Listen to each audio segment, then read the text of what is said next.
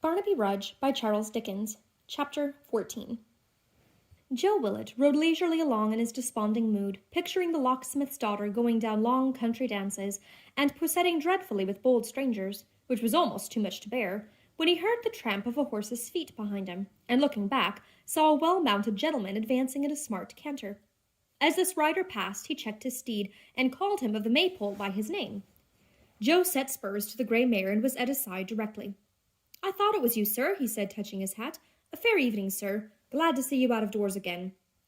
The gentleman smiled and nodded. "What gay things have been going on today, Joe? Is she as pretty as ever? Nay, don't blush, man." "If I coloured at all, Mr. Edward," said Joe, "which I didn't know I did, it was to think I should have been such a fool as ever to have any hope of her. She's as far out of my reach as heaven is." "Well, Joe, I hope that's not altogether beyond it," said Edward good-humouredly. "Eh?" "Ah," sighed Joe, "it's all very fine talking, sir. Proverbs are easily made in cold blood, but it can't be helped. Are you bound for our house, sir?" "Yes. As I am not quite strong yet, I shall stay there tonight and ride him coolly in the morning."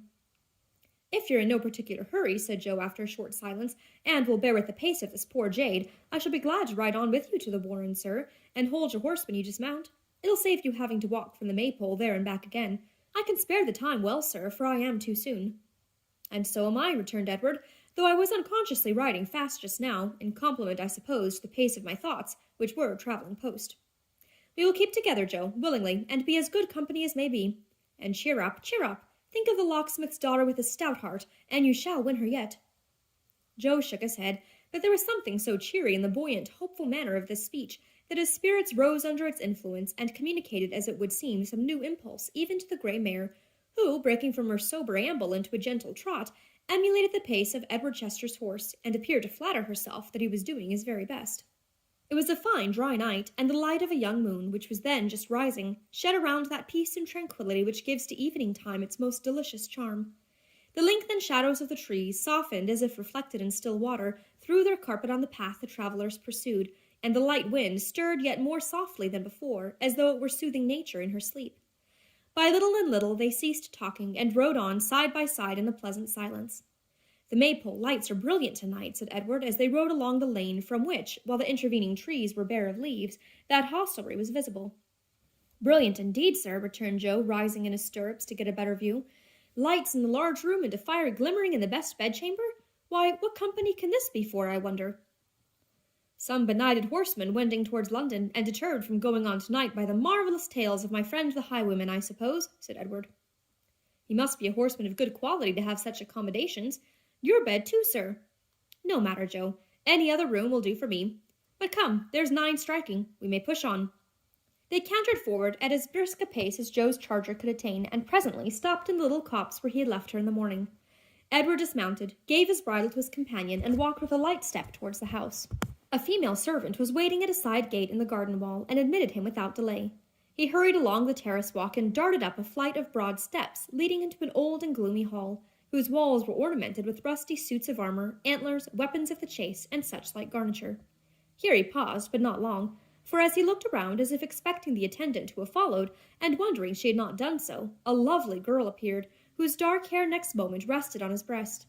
Almost at the same instant a heavy hand was laid upon her arm. Edward felt himself thrust away, and Mr. Haredale stood between them. He regarded the young man sternly without removing his hat. With one hand clasped his niece, and with the other, in which he held his riding whip, motioned him towards the door. The young man drew himself up and returned his gaze. "This is well done of you, sir, to corrupt my servants and enter my house unbidden and in secret like a thief," said Mr. Haredale. "Leave it, sir, and return no more." "Miss Haredale's presence," returned the young man, "and your relationship to her, give you a license which, if you are a brave man, you will not abuse. You have compelled me to this course, and the fault is yours, not mine." "It is neither generous nor honourable, nor the act of a true man, sir," retorted the other, "to tamper with the affections of a weak, trusting girl, while you shrink in your unworthiness from her guardian and protector, and dare not meet the light of day. More than this I will not say to you, save that I forbid you this house, and require you to be gone."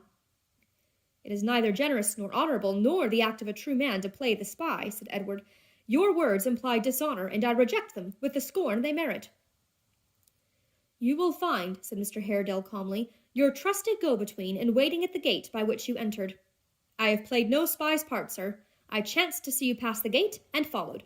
You might have heard me knocking for admission had you been less swift of foot or lingered in the garden. Please to withdraw. Your presence here is offensive to me and distressful to my niece." As he said these words, he passed his arm about the waist of the terrified and weeping girl and drew her closer to him, and though the habitual severity of his manner was scarcely changed, there was yet apparent in the action an air of kindness and sympathy for her distress. "Mr. Haredale," said Edward, "your arm encircles her on whom I have set my every hope and thought, and to purchase 1 minute's happiness for whom I would gladly lay down my life. This house is the casket that holds the precious jewel of my existence. Your niece has plighted her faith to me, and I have plighted mine to her. What have I done that you should hold me in this light esteem, and give me these discourteous words?"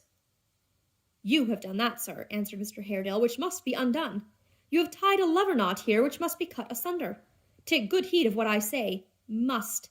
I cancel the bond between you. I reject you, and all of your kith and kin, all the false, hollow, heartless stock."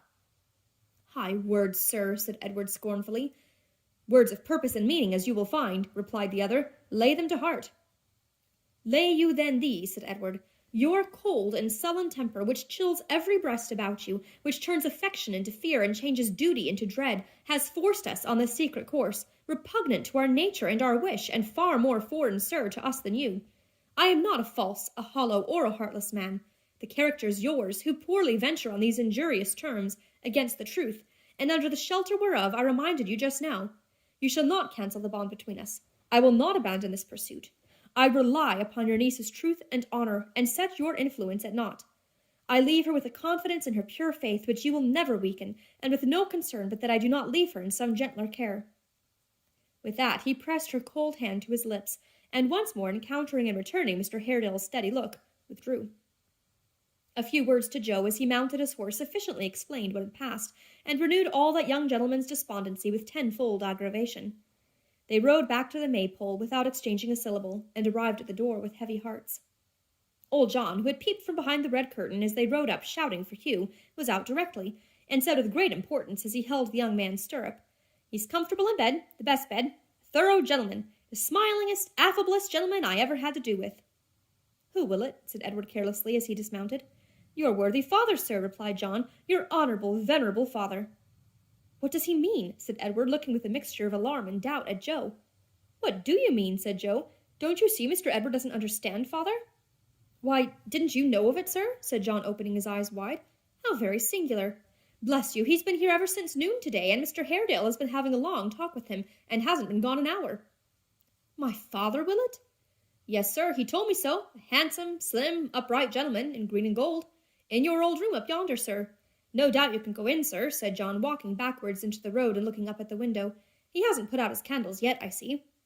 Edward glanced at the window also, and hastily murmuring that he had changed his mind, forgotten something, and must return to London, mounted his horse again, and rode away, leaving the Willets, father and son, looking at each other in mute astonishment.